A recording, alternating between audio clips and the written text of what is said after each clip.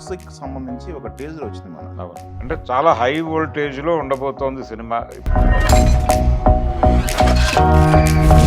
దానికి తోడు కర్ణాటకలో మహిళా కమిషన్ సీరియస్గా అయిందని చెప్పేసి ఒక వార్త. అంటే ఆ ఇంటిమేట్ సీను అలా చూపించాల్సిన అవసరం ఉందా? సో ఇంకొక భారీ విధ్వంస చిత్రం చూడబోతున్నాం.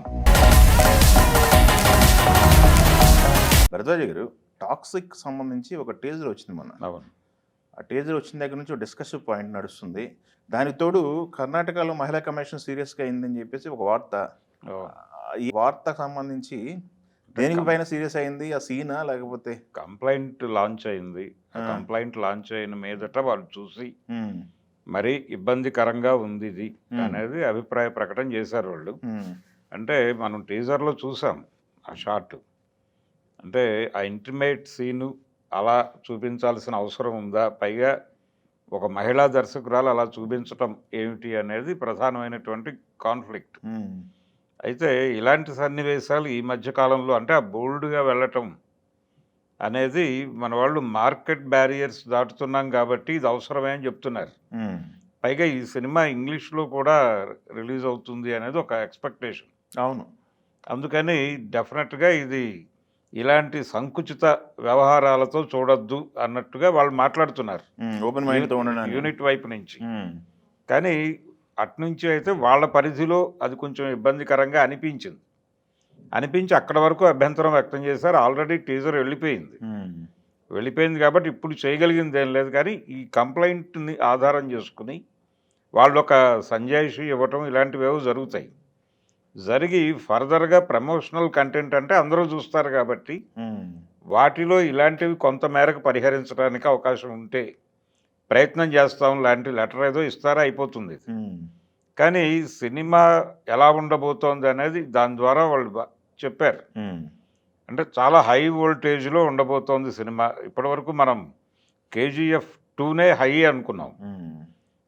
దాన్ని మించిన సినిమాతో రాబోతున్నాడు యష్ అనేది అర్థమవుతోంది. పైగా ఈ సినిమా స్క్రిప్ట్లో కూడా తను పార్టిసిపేట్ చేశాడు. అందుకని ఇది టోటల్గా ఇంకొక ఫీల్ ఇవ్వబోతోంది.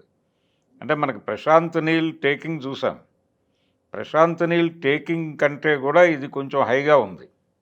అందుకని జనాల్లో ఈ అభిప్రాయంతో పాటు ఒక క్యూరియాసిటీ మొదలైంది. ఈ సినిమా చూడాలి అనేటువంటి ఒక క్యూరియాసిటీ జనాల్లో జనరేట్ చేయగలిగింది. ఆ క్యూరియాసిటీ సర్క్యులేట్ అవుతోంది. సో ఇంకొక భారీ విధ్వంస చిత్రం చూడబోతున్నాం అనే ప్రామిస్ అయితే టీజర్ చేసింది. ఓకే, అందుకని యష్ కూడా ఒక నెక్స్ట్ లెవెల్లో కనిపిస్తున్నాడు. మనం ఆ రోజుల్లోనే KGF 2కి ఇలా పెట్టి ఇలా కాల్చుకుంటూ వెళ్ళిపోతాడు. వరుసగా అక్కడున్న వెహికల్స్ అన్నీ పేల్చుకుంటూ వెళ్ళిపోతాడు. ఆ షాట్ థియేటర్లలో ట్రైలర్ వేసినప్పుడు జనాలు విపరీతంగా రియాక్ట్ అయ్యారు. ఇందులో కూడా అలాంటి రియాక్ట్ అయ్యేటువంటి సందర్భాలు చాలా ఉన్నట్టుగా కనిపిస్తోంది. సో ఆ సినిమా మళ్ళీ ఒక విజయవంతమైనటువంటి సినిమాతో ముందుకు రాబోతున్నాడు అనేది జనాలు అర్థం చేసుకున్నారు. ఆల్రెడీ ఒక వైబ్ క్రియేట్ చేసింది టీజర్. అందుకని ఇది చిన్న అభ్యంతరం అంతే. అంటే డైలాగుల్లో కూడా ఉన్నాయి. అంటే వీళ్ళు అలాగే అనుకుంటే అబ్సీనిటీ అనుకుంటే డైలాగుల్లో కూడా ఉన్నాయి. రెండోది ఈ మధ్యకాలంలో సెన్సార్కి సంబంధించి సినిమాని ఎలా చూడాలి అనే అంశాలకు సంబంధించి చాలా చర్చ జరుగుతోంది విస్తృతంగా సెన్సార్ మీద కూడా. అంటే ప్రస్తుతం ప్లాట్ఫారాలు పెరిగిపోయినాయి. గతంలో సినిమా థియేటర్ ఒకటే ప్లాట్ఫామ్ సినిమా చూడాలంటే.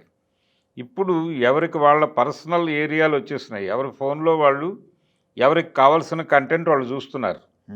ఒక కామన్ ఏరియాలో కూర్చున్నప్పుడు కూడా వాళ్ళ అభిరుచులకు తగ్గటువంటి సన్నివేశాలు కొన్ని ఉండాల్సిన అవసరం ఏర్పడుతోంది.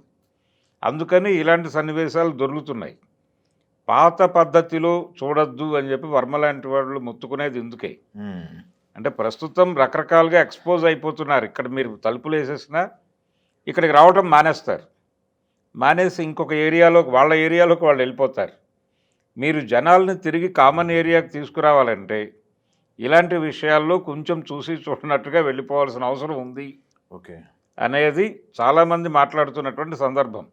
లేదు, ఇవన్నీ క్లోజ్ చేయండి, ఇవన్నీ క్లోజ్ చేయడం కుదిరే వ్యవహారం కాదు కాబట్టి ఇక్కడ అడ్మిట్ చేయండి అనేది. మరీ ఎక్కువ చూడొద్దు ఎక్కువ పట్టించుకోవద్దు, మరీ ఇబ్బందికరమైనప్పుడు మాత్రమే కత్తెరకి పని చెప్పండి, ఓకే.